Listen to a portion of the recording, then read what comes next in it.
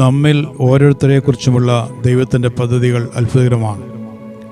നാം ചിന്തിക്കുന്നതിനും നനയ്ക്കുന്നതിനും അപ്പുറമായി ദൈവം ചില പദ്ധതികൾ നമ്മെക്കുറിച്ച് തയ്യാറാക്കിയിട്ടുണ്ട്.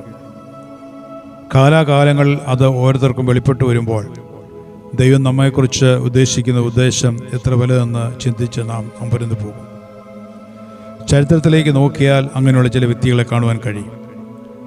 ദൈവം തൻ്റെ പദ്ധതിക്കായി മോശയെ വിളിക്കുന്നതിൻ്റെ വിശദമായ വിവരണം പുറപ്പാട് പുസ്തകത്തിൻ്റെ 3-4 അധ്യായങ്ങളിൽ കാണുവാൻ കഴിയും. തലമുറകൾക്ക് വെളിച്ചം നൽകുന്ന ഒരു ദൈവിക ദർശനം ദൈവം മോശയ്ക്ക് നൽകി. ഇസ്രായേൽ മക്കളെ മിസ്രയീമിൽ നിന്ന് വെടിവെക്കണം എന്ന സന്ദേശവും നിയോഗവും മോശയ്ക്ക് ലഭിച്ചു. അത് ഫലമേൽപ്പിക്കുന്നതിനും മോശയെ ഉറപ്പിക്കുന്നതിനുമായി ദൈവം മോശയുടെ മുമ്പാകെ തന്നെ വെളിപ്പെടുത്തി. ഞാനാകുന്നവൻ ഞാനാകുന്നവൻ നിന്നെ അയക്കുന്നു എന്ന് ദൈവം മോശയോട് അരുളി ചെയ്തു. പുറപ്പാട് പുസ്തകം 3-ാം അധ്യായം 14-ാമത്തെ വാക്യം. മിസ്രയീമിൽ നിന്ന് ഇസ്രായേലിനെ രക്ഷിക്കുവാൻ താൻ വിഭാവനം ചെയ്തിട്ടുള്ള പദ്ധതിയുടെ രക്തം ചുരുക്കം പിന്നീട് ദൈവം മോശയെ അറിയിച്ചു. താൻ ആരാണെന്ന് ആ പദ്ധതിയിലൂടെ ദൈവം വെളിപ്പെടുത്തി. പഴയകാല ഉടമ്പടികളെയും വർത്തമാനകാല സാഹചര്യങ്ങളെയും സംയോജിപ്പിക്കുന്ന അതിശക്തമായ ഒരു പദ്ധതിയാണ് ദൈവത്തിൻ്റെ തിരുമനസ്സിൽ ഉണ്ടായിരുന്നത്.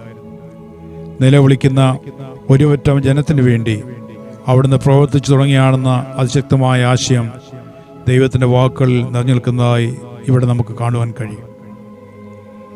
വിശ്വാസത്താൽ മോശ താൻ വളർന്നപ്പോൾ പാപത്തിൻ്റെ തൽക്കാല ഭോഗത്തെക്കാളും ദൈവജനത്തോടുകൂടെ കഷ്ടം അനുഭവിക്കുന്നത് തിരഞ്ഞെടുത്തു എന്ന് എബ്രായ ലേഖനം 11-ാം അധ്യായം 24-ാമത്തെ വാക്യത്തിൽ നാം വായിക്കുന്നു.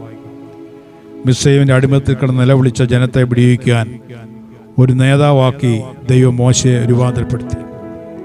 വ്യക്തിപരവും സാമൂഹികവുമായ പരിഗണനകളുടെ സംഗ്രഹണമാണ് ദൈവിക പദ്ധതികളുടെ മുഖമുദ്ര. അത് മനുഷ്യനെയും പ്രകൃതിയെയും സമൂഹത്തെയും ബന്ധിപ്പിക്കുന്നതാണ്. അതിൻ്റെ അന്തസ്സത്തെയും സാധ്യതകളും വളരെ വലിയേറിയതാണ്. നമ്മെക്കുറിച്ചുള്ള ദൈവിക പദ്ധതി എന്തെന്ന് നാം ആദ്യമായി തിരിച്ചറിയണം. ദൈവവചനം അനുശാസിക്കുന്ന വഴികളിലൂടെ വേണം അത് നിർവഹിക്കപ്പെടേണ്ടത്.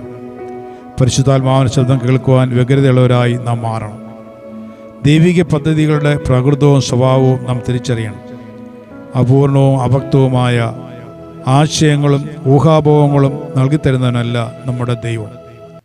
നമ്മുടെ ഭൂതകാലത്തെയും വർത്തമാനകാലത്തെയും ഭാവി കാലത്തെയും അവിടെ നന്നായി അറിയുന്നു. നാം ചിന്തിക്കുന്നതിലും നനയ്ക്കുന്നതിലും അത്യന്തപരമായി നൽകിത്തരുവാൻ നമ്മുടെ ദൈവത്തിന് കഴിയും. മാനുഷിക പരിമിതികളിൽ ദൈവിക പദ്ധതി തളയ്ക്കരുത്. ദൈവത്തിൻ്റെ കാര്യപരിപാടികൾ പൂർണ്ണവും കൃത്യതയും നിശ്ചല്യവുമാണ്. അത് തിരിച്ചറിഞ്ഞ് അതിന് പൂർണ്ണമായി വിധേയപ്പെടുമ്പോഴാണ് ജീവിതം അർത്ഥവത്താകുന്നത്. ദൈവിക പദ്ധതിയിലുള്ള സാമൂഹിക മാനം നാം അറിയാതിരിക്കരുത്. ദൈവം നമ്മെ തിരഞ്ഞെടുക്കുന്നത് ഒരു സമൂഹത്തിന് വേണ്ടിയാണ്. ജീവിതയാത്രയെ തിരിച്ചറിയാതെ നാം പലപ്പോഴും സ്വാർത്ഥരായിട്ട് തീരുന്നു.